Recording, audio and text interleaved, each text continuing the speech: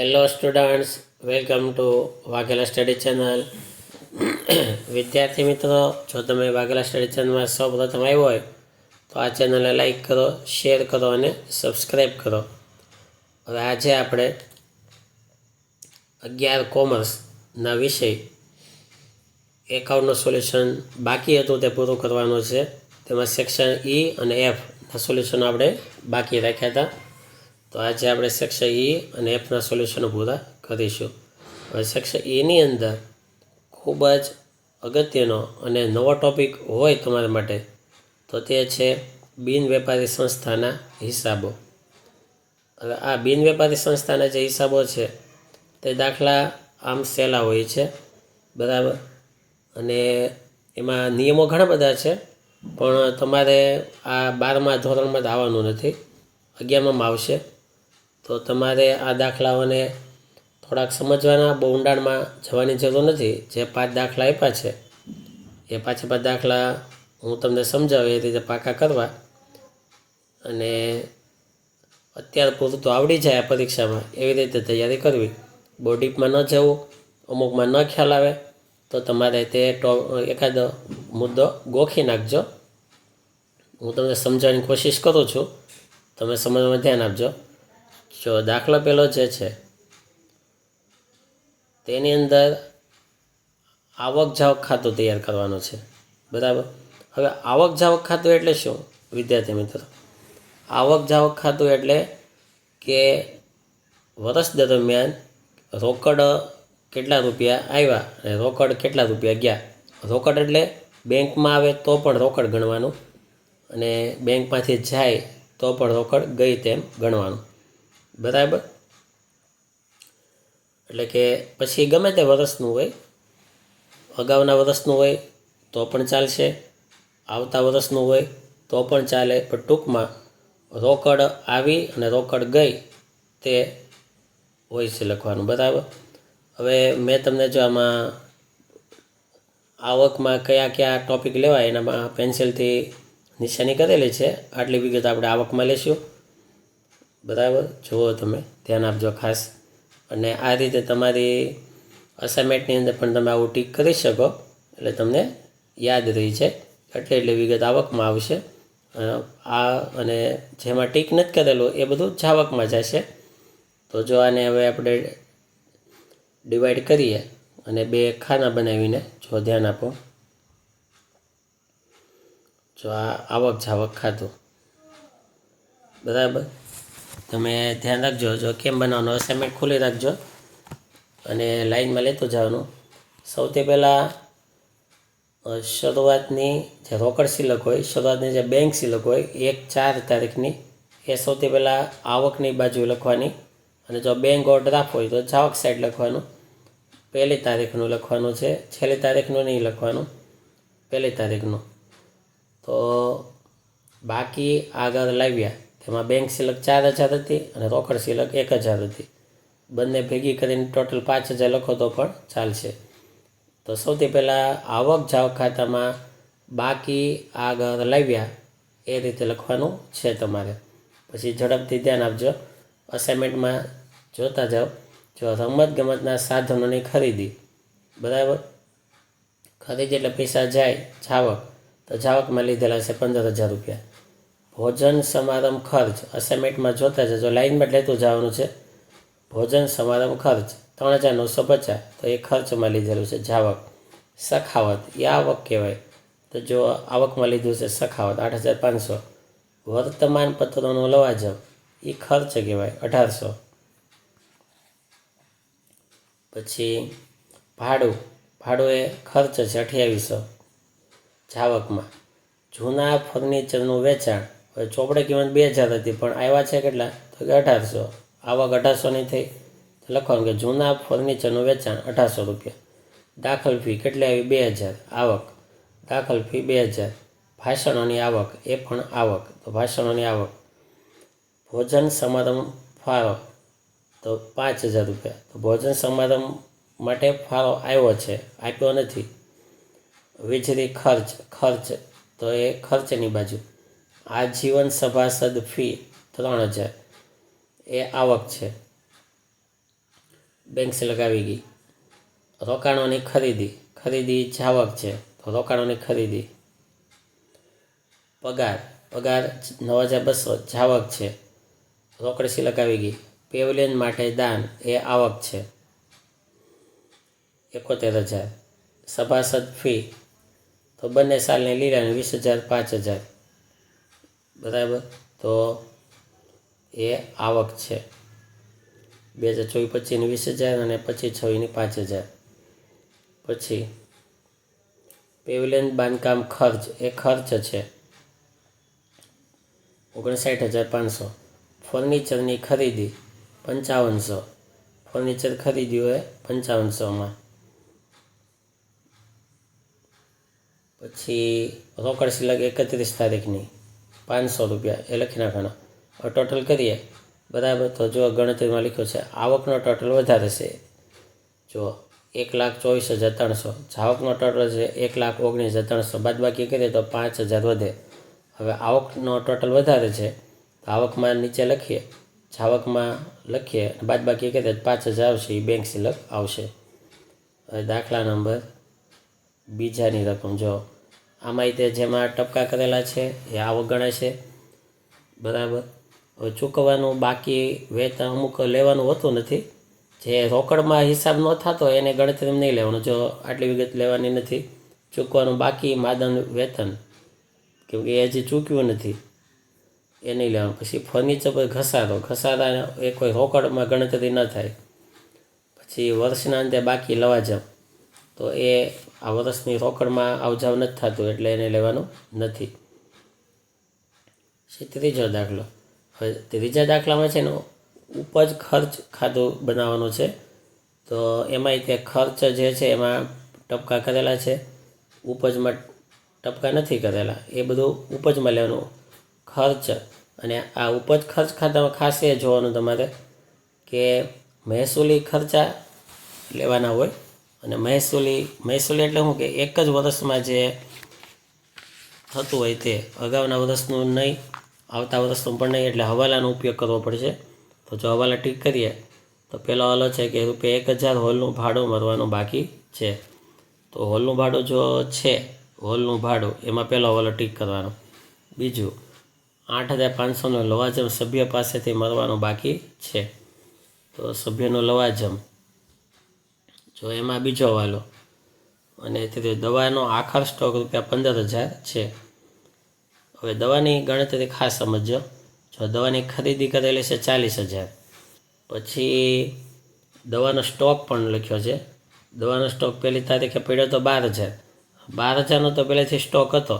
40,000ની ખરીદી કરી, ટોટલ દવાનો સ્ટોક શરૂઆતથી તે 52,000નો થયો બરાબર. અને છેલ્લે ગણતરી કરી તો હજી દવાનો સ્ટોક આખરમાં પડ્યો તો 15,000, તો 52,000માંથી 15,000 બાદ કરીશું તો 37,000. ટૂંકમાં 37,000ની દવા વપરાણી. આ બંને દાખલાને હવે ગણતરીમાં લઈએ આપણે. જુઓ, જો બીજો જવાબ સૌથી પહેલાં બાકી આગળ લાવ્યા, શરૂની રોકડ અને બેંક 12,000. બધું જોતા જજો રકમમાં, લાઈનમાં જોતા જજો. બીજો દાખલો, પછી સાંસ્કૃતિક કાર્યક્રમના ખર્ચમાં 12,000. પરચુરણ ખર્ચા એ પણ ખર્ચમાં 2,000. પછી ચૂકવવાનું બાકી માનદ વેતન એ લેવાનું નથી. વારસો 10,000 એ લેવાનો છે 10,000. સ્ટેશનરી ખર્ચ 4,000, જે ખર્ચો થયો જ લેવાનો છે 4,000. કાઉન્સનું કે હવાલા જેવું લેવાનું નથી થતું. ચૂકવેલ ભાડું 5,600 એ ખર્ચ છે તો 5,600 લેવાના. જૂના ફર્નિચરનું વેચાણ 400 રૂપિયા આવક થઈ એ લેવાનું. ચોપડી કિંમત કાંઈ લેવાની નથી. રમતગમતના સાધનોની ખરીદી એટલે ખર્ચ 8,000 એ લેવાનો છે. પછી રમતગમતના સાધનોની ખરીદી લઈ લીધી. લવાજમ ટૂંકમાં 20,000 રૂપિયા ગમે તે વર્ષનું હોય, લવાજમ એ આવક છે તો લવાજમના 20,000 લેશું. રોકાણોની ખરીદી ખર્ચ છે 10,000, રોકાણોની ખરીદી. પછી ઘસારો નથી લેવાનો. સાંસ્કૃતિક કાર્યક્રમની આવક 16,000 એ આવક છે 16,000. ટેલિફોન ખર્ચ એ ખર્ચ છે 2,000 રૂપિયા. સેક્રેટરીને માનદ વેતન એ ખર્ચ છે 600 રૂપિયા. ખર્ચની બાજુ પ્રવેશ ફી, આમાં કાંઈ મૂડીકૃત કરવાનું નથી, 4000 પૂરા લઈ લેવાના પ્રવેશ ફી. જો 4000ના પૂરેપૂરા, કેમ કે ઉપજ ખર્ચ ખાતામાં મૂડીકૃત ગણવાનું, આવક જાવકમાં નહીં. બેંક ખર્ચ છે 200 રૂપિયા એ લેવાનો છે, બેંક ખર્ચ 200 રૂપિયા. શરૂની રોકડ અને બેંક સિલક એ તો આપણે શરૂઆતમાં લઈ લીધી 12000. વર્તમાન પત્રોનો લવાજમ 3000 રૂપિયા એ ખર્ચ છે. ફર્નિચરની ખરીદી 4000 એ પણ ખર્ચ છે. દાન, મહેસૂલી દાન 6000 તો એ લેવાનું છે, કેમકે મહેસૂલીને ગમે તે દાન લેવાનું હોય એમાં. વર્ષના અંતે બાકી લવાજમ એ નથી લેવાનું. રોકાણો પર વ્યાજ 1400 રૂપિયા એ આવક છે, રોકાણો પર વ્યાજ બેંકમાં આવે. તો આ રીતે ગણતરી જો લખીએ, આવકનો ટોટલ વધારે છે અને જાવકનો ટોટલ ઓછો છે, બાદબાકી કરીએ તો 9400 રૂપિયા રોકડ સિલક વધશે. દાખલા નંબર 3. હવે ઉપજ ખર્ચ ખાતો, એમાં ખર્ચ પહેલાં હોય પછી ઉપજ હોય. ઉધાર જમા લખી નાખવાનું.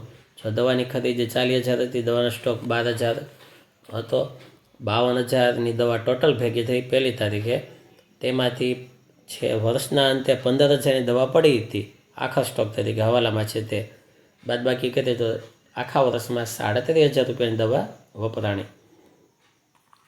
પછી આમાં મહેસૂલ જ લેવાનું છે, જે એક વર્ષમાં થાય તે, ટૂંકમાં નફા નુકસાન જેવું, જે રોકડ હોય તે પણ, અને જેની ગણતરી રોકડમાં ન થતી હોય એ પણ આમાં લેવું પડશે.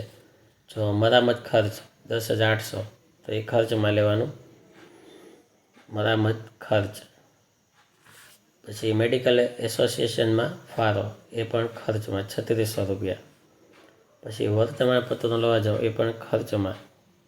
પછી 92 હોલનું ભાડું મળ્યું 11000 આવ્યું અને હજી 1000 રૂપિયા ભાડું બાકી છે આવવાનું, તો ઉપજ કહેવાય. 11000 આવ્યા હતા, મળવા બાકી ભાડું 1000, 12000 ટોટલી ભાડું. પછી દર્દી પાસેથી મળેલ ફી 28000 એ આવક છે. ડૉક્ટરોને ઓનરેરિયમ તો એ ખર્ચ છે, જાવક છે 30000. સ્ટાફ પગાર એ પણ ખર્ચ છે, સ્ટાફ પગાર 15000. રોકડ સિલકામાં લેવાની ન હોય, ખાસ ધ્યાન આપજો, ઉપજ ખર્ચમાં રોકડ સિલક લેવી નહીં, કેમકે દાન પણ લેવાનું નથી, કેમકે એ મૂડી ખર્ચમાં આવે, મૂડી આવકમાં આવે. મહેસૂલી જ લેવાનો છે, જે વર્ષમાં લાગુ પડે તે, જે વધારે સમય વધારે વર્ષ ઉપર અસર થાય એ લેવાનું નથી થતું. 10%ની સરકારી જામીનમાં રોકાણ એ પણ લેવાનું નથી. પછી રોકડ સિલક નથી લેવાની. એક્સરે મશીન ખરીદવા માટેનું દાન એ પણ નથી લેવાનું, કેમકે એક્સરે મશીન લીધા પછી એનો ઉપયોગ વર્ષ ચાલે, એક વર્ષમાં દર વર્ષે નવું લેવાનું થતું નથી. ચેરિટીશોની આવક 50000 એ લેવાનું છે આવકમાં. પછી ટેલિફોન ખર્ચ 7200 ખર્ચમાં. સભ્યો પાસેથી લવાજમ 45500 આવ્યા હતા, સભ્યો પાસેથી લવાજમ, અને બાકીનો મળવા બાકી લવાજમ 8500 હવાલામાં છે તે, તો ટોટલ લવાજમ થાય છે 5400. પછી સાધનોની ખરીદી નથી લેવાની, કેમકે મૂડી ખર્ચ કહેવાય. કરવેરા અને વીમો 8000 રૂપિયા તો એ ખર્ચ લેવાનો વર્ષે હોય જ તે. લેબોરેટરીની આવક એ આવકમાં લેવાનું છે, એ વર્ષે આવક હોય જ તે. દર્દીઓનો દવાનો સ્ટોક એ લઈ લીધું. ચેરિટી શોનો ખર્ચ, ચેરિટી શો દર વર્ષે થતા હોય તો એ ખર્ચ લેવાનો. રોકાણો પર વ્યાજ 2400. હવે રોકાણો 1/10 હતા, ધ્યાન આપજો ખાસ. સરકારી જામીનગીરીમાં રોકાણો 1/10 કરેલા હતા. હવે 1/10 કરેલા હતા 60000ના રોકાણ, તેનો 10% લેખે વ્યાજ 6 મહિનાનું ગણીએ તો 3000 રૂપિયા થાય. તેમાં રોકાણ ઉપર 2400 રૂપિયા વ્યાજ આવી ગયું છે. 3000 વ્યાજ કરવા માટે 600 વ્યાજ ઘટે છે, તો પ્લસ કરવાનું, મળવા બાકી વ્યાજ 600 રૂપિયા, તો છૂપો હવાલો કહેવાય 3000 રૂપિયા. પછી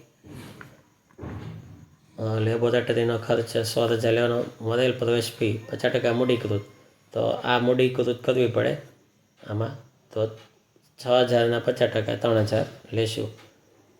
હવે જો ગણતરી કરેલી છે, ઉપજ 1,68,000 આવી, ખર્ચ 1,66,692 આવ્યો, બાદબાકી કરીએ તો 1,308 આવે. તો ઉપજનો વધારો થયો, તો ઉપજનો ખર્ચ કરતાં વધારો. એવી જ રીતે દાખલો ચોથો, જો તેમાં જેટલામાં ચોકડી મારેલી છે એ લેવાનું થતું નથી. તમે ઝડપથી જુઓ. રોકડ સિલક નહીં લેવાની, બેંક ઓર્ડર આપ નથી લેવાનો. પછી નીચે જોતા જાઓ તો રમતગમતના સાધનોની ખરીદી લેવાની નથી, પણ એમાં હવાલો ઘસારાનો લેવાનો છે. ખરીદીના 36,000 લેવાના નથી, એનો ઘસારો ગણવાનો. પછી પ્રવેશ ફી 60% મૂડીકૃત કરવાની છે, તો 40% જ લેવાની છે. પછી ટુર્નામેન્ટનું કાંઈ નહીં લેવાનું, કેમકે મૂડીમાં આવે, મૂડી ખર્ચ. ટુર્નામેન્ટ ઇનામ વિતરણ નહીં. પછી ટુર્નામેન્ટ ફંડના રોકાણનું વ્યાજ નથી લેવાનું. ટુર્નામેન્ટની મરેલી ફી નહીં લેવાની. મરેલું દાન નહીં, એ મૂડી કહેવાય. ટુર્નામેન્ટ માટે મરેલું દાન નથી લેવાનું. ટુર્નામેન્ટનું ફંડ નથી લેવાનું. ટુર્નામેન્ટની ફી નથી લેવાની. બધું કાઢી નાખવાનું. અને આ હવાલા ટીક કરી નાખવાના. 4 હવાલા છે, જો ઉપર ટીક કરેલા છે, બરાબર. હમણાં જવાબ જોઈએ. અને આ રીતે 5મો દાખલો છે, તેમાં પણ બાકી આગળ લેવા નથી લેવાની, સરખાવત નથી લેવાનું. પછી ચાલુ વર્ષનું જ તે લેવાનો છે લવાજમ, તેમાં 2023-24 નથી લેવાનું, 25-26 નથી લેવાનું. જૂના ફર્નિચરનું વેચાણ નથી લેવાનું. બાકી આગળ લેવા નથી લેવાનું. ફર્નિચરની ખરીદી નથી લેવાની, પણ એમાં ઘસારો લેવાનો. તેવી રીતે રોકાણોની ખરીદી નથી લેવાની, કેમકે આ બધું મૂડી ખર્ચમાં આવે. બિલિયર ટેબલ નથી લેવાનું. રોકડ સિલક નહીં, બેંક સિલક નહીં, આ બધું લેવાનું નથી. અને આ હવાલા ટીક કરેલા છે ઉપર, જો 1, 2, 3, 4 અને 5મો, બરાબર. હવે બધા જવાબ લઈએ. કોહલી ક્રિકેટ ક્લબનું તારીખ 31/3ના રોજનું ઉપજ ખર્ચ ખાધું. તો ક્રિકેટ કોચને મહેનતાણું 12,000 રૂપિયા. પછી ગ્રાઉન્ડમેનનો પગાર 6,000 રૂપિયા. રમતગમતના સાધનો પર 10% ઘસારો 1,800. વિકેટ તૈયાર કરવાનો ખર્ચ 6,000 રૂપિયા. સ્મૃતિ અંક છાપકામ ખર્ચ 8,000. મેદાન માવજત ખર્ચ 9,000. સેક્રેટરીને માનદ વેતન 12,000. કવિ સંમેલન ખર્ચ 14,000. સ્ટેશનરી ખર્ચ 9,000. મરામત ખર્ચ 6,000. અમ્પાયરની ફી 8,000. મુખ્ય ક્લબ સાથેની જોડાણ ફી 4,000. કરવેરા વીમો 4,000. અને અગાઉથી ચૂકેલા બાદ કરીએ તો 3200 લેવાના. પછી સભ્યો પાસેથી લવાજમ 2800 આવ્યું હતું, અને મરવા બાકી લવાજમ 2,000, ટૂંકમાં 30,000. પ્રવેશ ફી 40% લેવાની છે, 12,000ના 40%, 4800. રમતગમતના સભ્યોનો લવાજમ 8,000 છે, અને આવવાનું બાકી છે 2,000, ટોટલ 10,000. કવિ સંમેલનની આવક 25,000. સ્મૃતિ અંકનું વેચાણ 24,000. બેંક વ્યાજ 1,000.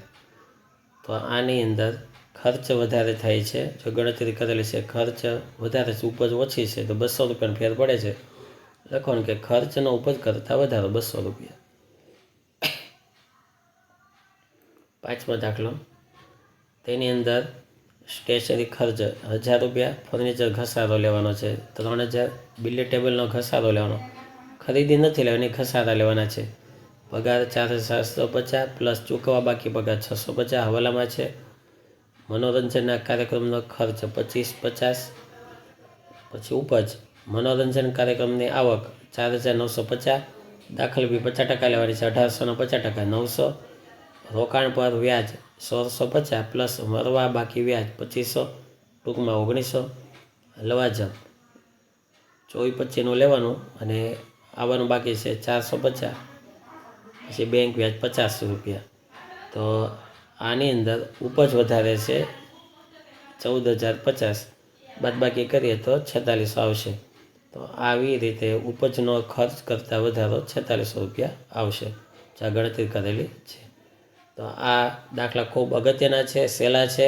અમુક ટોપિક ન સમજાય તો સમજવાની કોશિશ કરીએ, પણ પરીક્ષામાં ખાસ કરજો. Thank you very much.